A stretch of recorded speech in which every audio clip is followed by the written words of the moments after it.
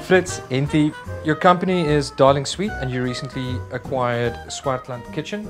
Your industry is in confectionery manufacturing. You first came up with the idea in 2003 and you only executed with Hentie in July of 2014. Yes. You have 21 employees working for you currently. You have won the Productivity SA National winner for the emerging sector in 2018. Listen carefully. In 2018. And then also for Commerce, you won a community contribution in 2017 and then a loyalty award in 2019. Yes. Okay. I'm Donnie. How does that sound? You've done some stuff.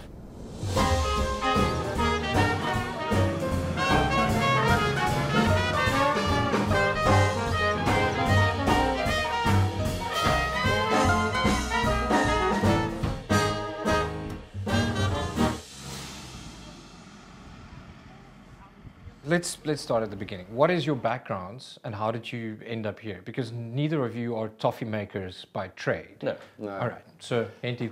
I started out as an artist. I trained as an artist, and then I worked as an artist and lived overseas in Belgium for about 6 years. And during that time, I went to night school to become a chef, because it's always been my passion, food and art. And came back, and then I started teaching at Wits University first, and then Stellenbosch University. So when I met Frits, I was a lecturer there in fine arts.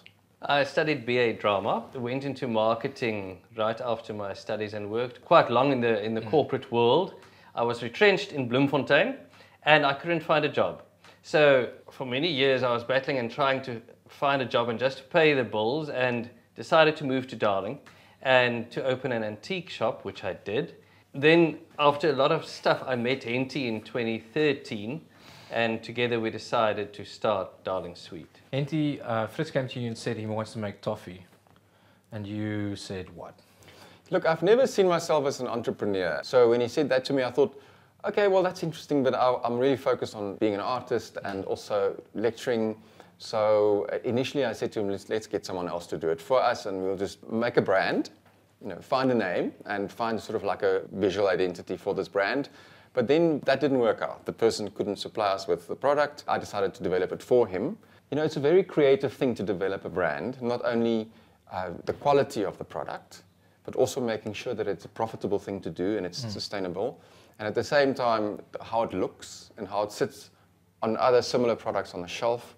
So it's a very interesting project, which is really interesting for me. It's a bit of an out there idea to go like, I want to make toffee.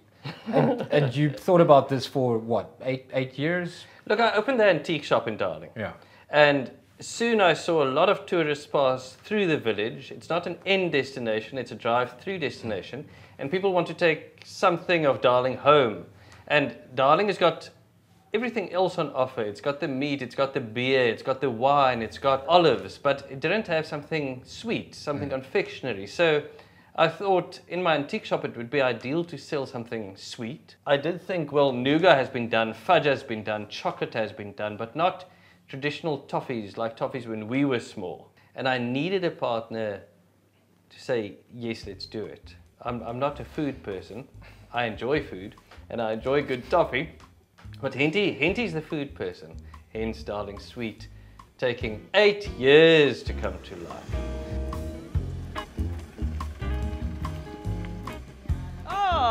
Morning, Melt. Welcome. This is Raylene. She's our shop assistant. She looks after the store. She sells our toffees that we've got 10 different flavors of. She sells our soft caramels that we've got 7 flavors of. And she tells people about the production process that we do behind glass so that tourists can see what's happening. And our toffee tin collection, which we're very proud of. We've got over 300 toffee tins. When we started Darling Sweet, we thought it's a vintage product, so let's collect toffee tins, and never knew that there could be so many toffee tins in the world. So, dames, this is Lynn-Marie. She's our quality manager for our food safety system, and that is Mevrou. Shireen. She's the floor manager and she looks after our human resources. Okay, is Jelle happy? Happy. Okay. Thank you. So, let's continue the party. Is hierdie almal baadjies vir ons? 1, 2, 3, 4. So just if each one will just take a jacket and a mob cap. Kom Lumka Lumkile. That's Lumka Lumkile. She's one of the toffee makers. Kom deur Lumka, smile mooi. Dis hoe ek lyk as ek in die fabriek ingaan. Ek lyk nie altyd so nie, maar dis hoe ek lyk as ek in die fabriek ingaan. Okay. Suster, sê môre vir die manne. This is the production facility where we call it the nut kombuis, the wet kitchen, where we make the toffee. The biggest part of our production is done by hand. One of the main reasons behind that is job creation for our village. So we started with Shireen and another lady, and we're a group of 21 people now. You'll notice they're stirring quite vigorously. When the toffee is almost ready to be poured out, it must get up to temperature, but the toffee mixture, the ingredients mustn't burn. Okay, so now you'll see Tendai is putting on the gloves. He's going to take that hot pot of toffee now. While Pumza waits, she's going to level it in the pan. And now it's crunch time. There's not a lot of time to get it out of the pot and into the pan. So there we come with the next one. So this is poured into the pot, and that just makes it easier to decant into the pan. So now Ella is pouring it out to a certain weight, and then Bongi is going to come and she's going to level the toffee as well until it cools down. It took 45 minutes to an hour to get it to this heat to pour out. Now it's going to go into this shelf to cool down, and then from there it's going to go to that table where they're going to cut it and then wrap. So by tonight it should be wrapped. Tomorrow it will be packed in our boxes, the 150 gram boxes, and it will go down to our depot.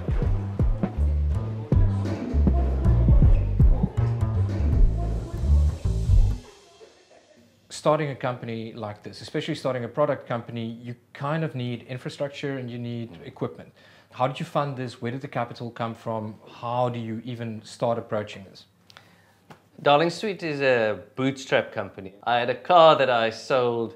We sold the antique shop. We sold whatever we had. Maxed our credit cards.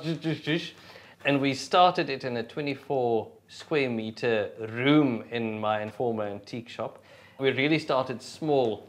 One cooker, one toffee pot, one pan. And as we sell, we had to use that money to buy a second toffee pot, to employ another employee who could assist us. So it was very much organically, and it still is. Darling Sweet is still a bootstrap company, which has got a lot of limits on a company, but also in a way it's good because we need to be very careful. There's not startup funding, there's not funding waiting to be used, credit to be used.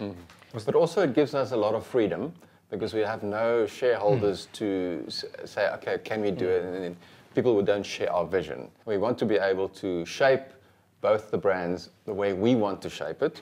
And I think we're doing a good job, and we don't want anyone to interfere with that, because the moment you get investors in, they have other interests.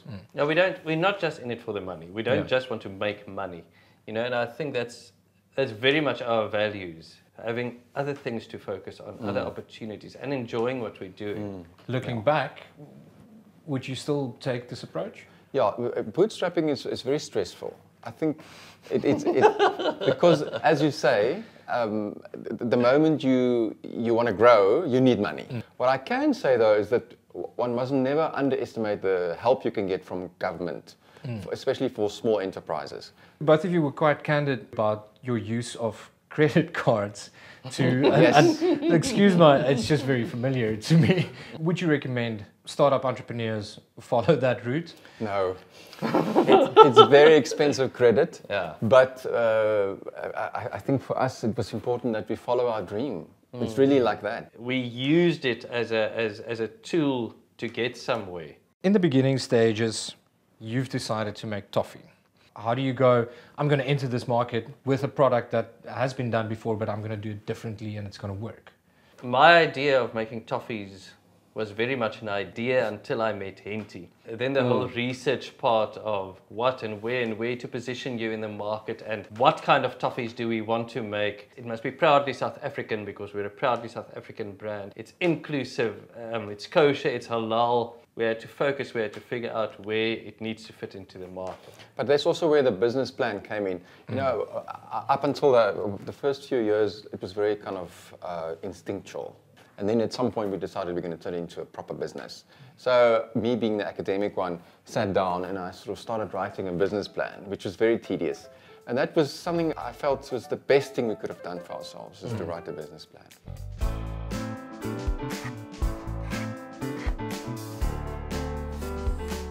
This is the cut product that Natasha cut.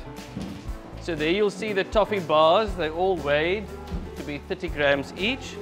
And there's some of the toffees that were cut. Once this has been cut, it goes in, waits there on these pans, and these are the pans that come to our wrappers. And as you see, they're wrapping it by hand. Each wrap about, I think it's like 8,000 toffees a day. Once it's wrapped, the toffees are put in these bags. These toffees are weighed and then they put through the band sealer and they're sealed. And as you can see, the shop is through these, so people can view us as we're busy wrapping or packing or sealing the product. Over there is Mrs. Isaacs, and Mrs. Isaacs packs the product into their final packaging. She puts it on this conveyor belt where the best before date and the batch number is put on every single packet. And then once that goes through, it gets packed into the wholesale packaging to take it down to the depot.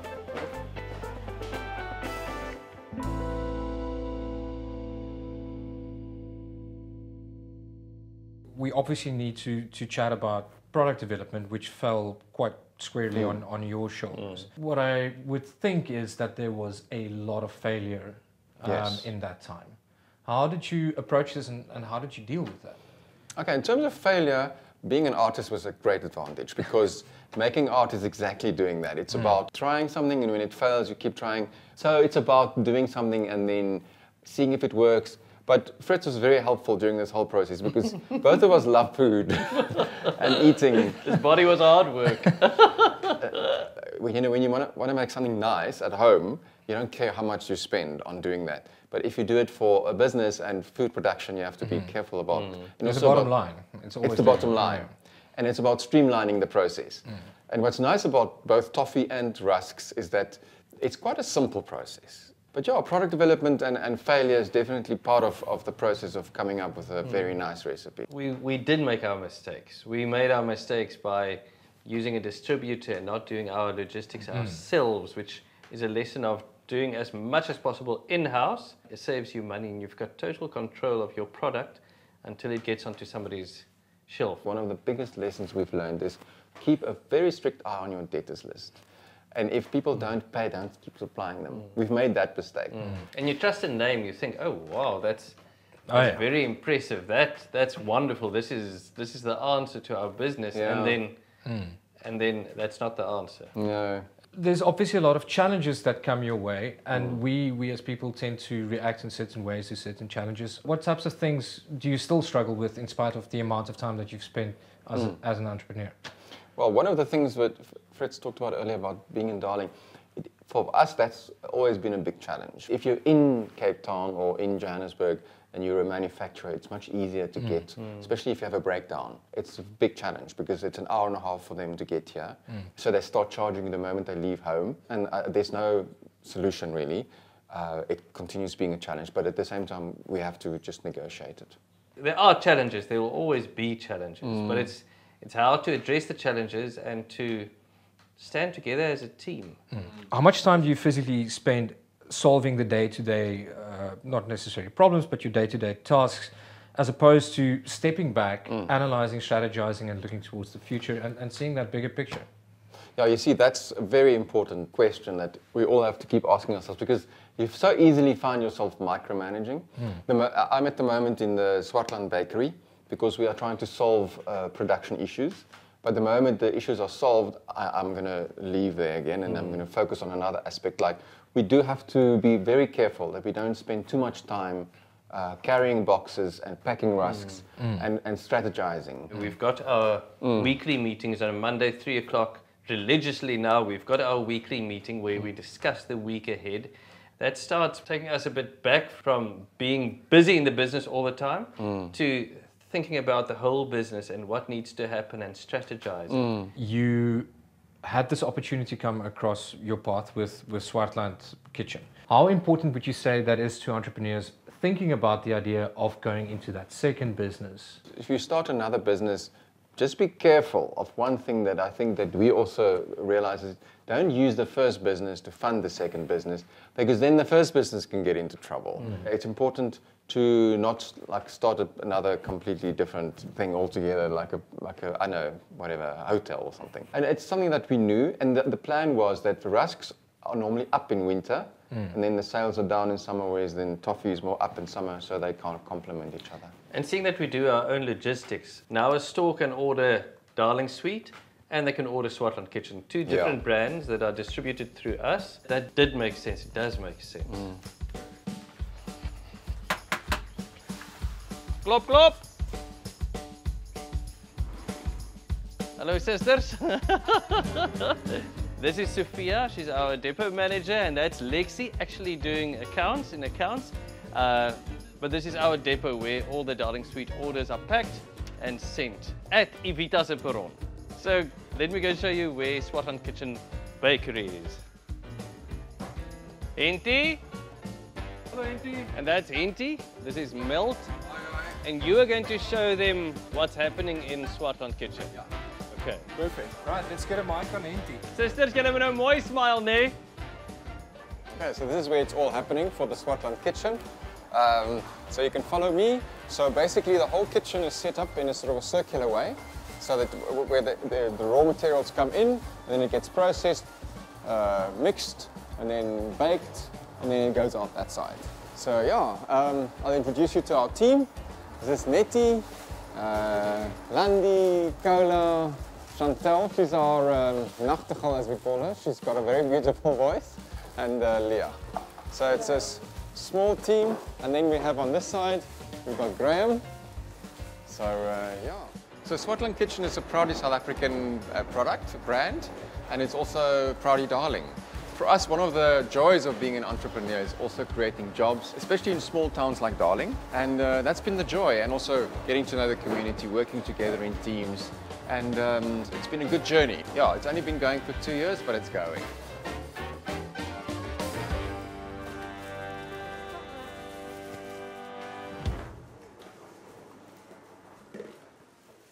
The success is very dependent on the employees. Without your employees, you would be in a lot of trouble. What do they mean to you?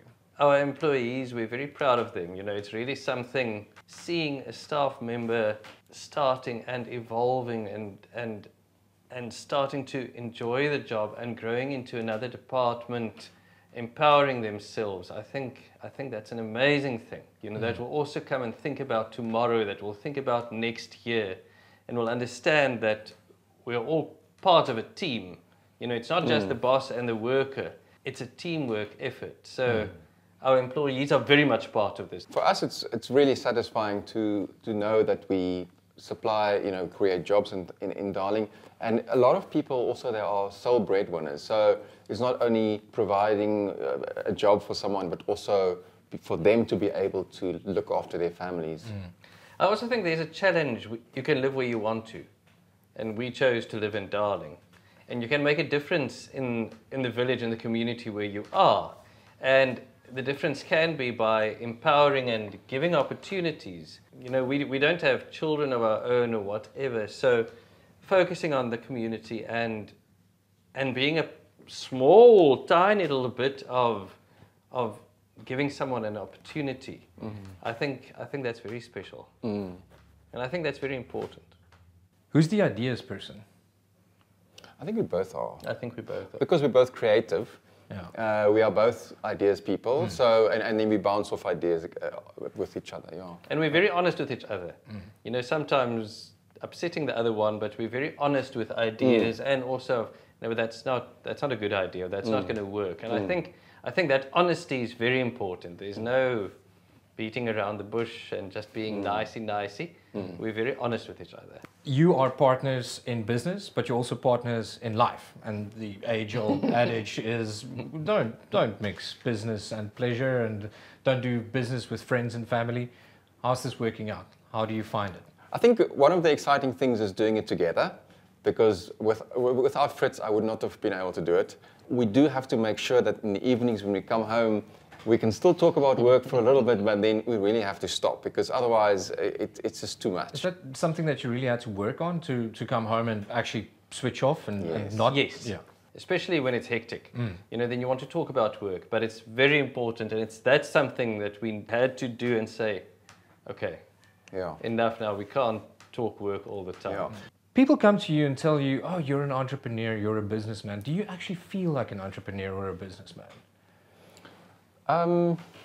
Well, I must say, since we started this business, it's definitely something to be, in the sense like you take it on, you've got to be able to carry it off, because it's a lot of pressure. It's a hell of a lot of pressure, and the bigger you get, the more employees you get, towards the end of the month, when it comes to payday, you've got a lot of pressure on you. So, yeah, it's quite something.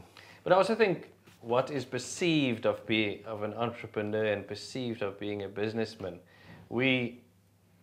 opportunity has led us to become entrepreneurs and to become business people. It doesn't mean we're rich and we sit at home and tell staff what to, you know, it's not that. It's very much a process of our work, of how we live our lives. What would you say is the most important trait or characteristic that an entrepreneur should have? No doubt, in your mind. They should have no fear to take a chance. You must be strong and you must look forward. But I do think one needs to be creative. That's what being an entrepreneur is about. We need to be creative. We need to figure it out. We need to plan and be flexible. We need to be like water. We need to run. We just need to find where we need to run. I think that's very much important for survival as an entrepreneur. Perfect. Where can we find your products? Well, Darling Sweet and Swartland Kitchen is available online on our online shop, evitasaperon.com. Also other online stores like Made by Artisans, Yappie Chef, and it's available in a lot of farm stalls, delis, florist stores. Is it the Mr. Price Home? It's available in Mr. Price Home, Pick and indeed, Pay. and in some of the Pick and Pay stores. Okay, fantastic. That is all I needed to know. Frits, Hentie, I want to thank you so much for taking this time and just providing a massive amount of insight. I'm sure it will be useful to someone out there. It was certainly very, very useful to me. Well, thank you so much. Thank you. It was fantastic. It's nice talking to you. Brilliant. Dankie Cameron, dankie Christian, dankie Dankie allemaal. Cameron. Dankie julle.